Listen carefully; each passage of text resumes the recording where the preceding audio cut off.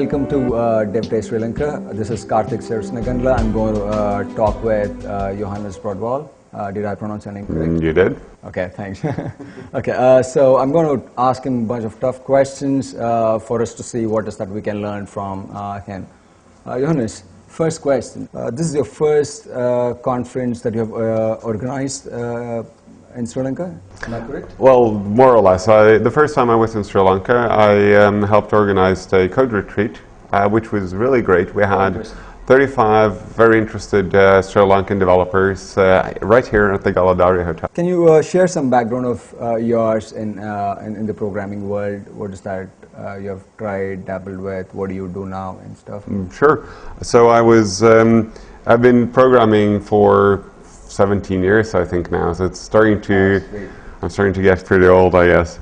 I've started getting interested in agile software development and especially extreme programming around the year 2000. And I've been organizing user groups and conferences in Norway and been speaking at conferences and working in different companies since then.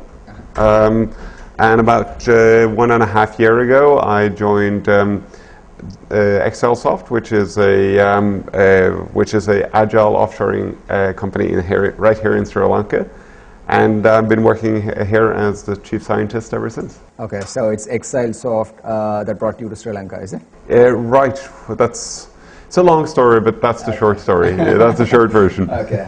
Today, your talk topic was bare knuckles web development, correct? I attended it. It was great.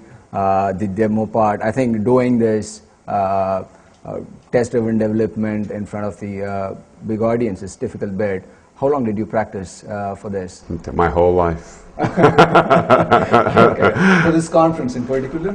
For this conference in particular, I ran through the performance 2 times for the whole thing. And just 2 times, is it? Yeah, but I've done it previously at other conferences in other languages and so on. What motivated you, take this thing for this conference? So there's, I think, 2 main motivations with this talk. The first one is that I think a lot of people here in Sri Lanka and elsewhere have heard about test-driven development and are really motivated to try out test-driven development, but they don't really know how to apply it in their context, right? So you see a simple example like maybe the coffee vending machine that Naresh had, which was a very nice example, but not many of us are developing software vending machines. So the question for very many people is, how do I apply it to my context? And for many developers, my context is a application running on a web server serving users on a browser. So that's the first thing I'm trying to set out. The second thing I'm trying to set out is that we spend a lot of time trying to find what's the best new technology that we need to learn, the new framework, the new language, the new application servers if you're in Java.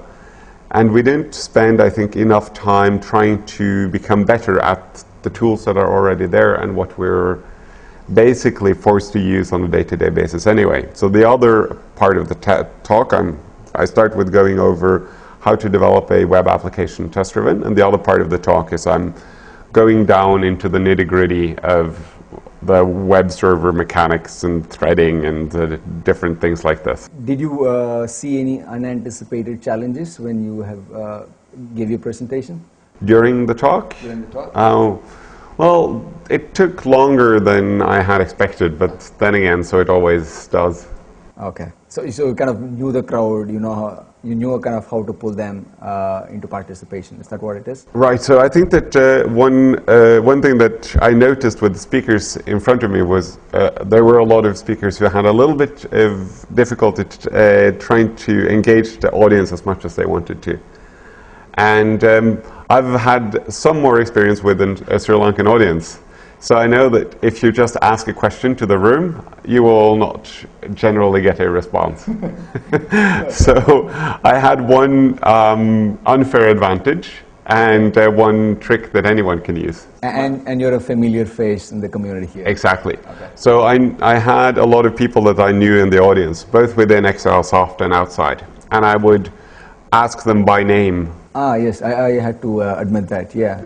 So then you're addressing someone directly. This works much better if you give a simple question, but not an obvious one. Like, what should I call my first test method? That's a pretty simple but not silly question, right?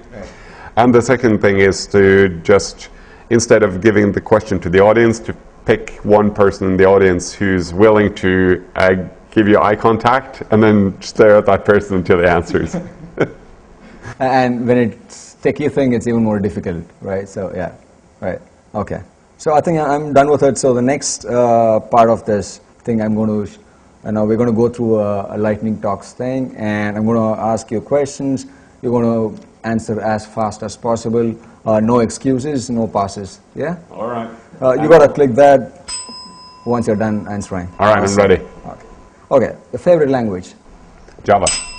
Language you hate? None. Oh, come on.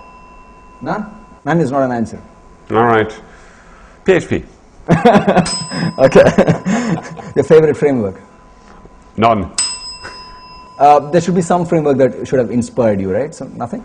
Well, jQuery? Cool. Do you do TDD? Yes. Always? No, I do TDD when I write code that I want to work. What is Agile to you?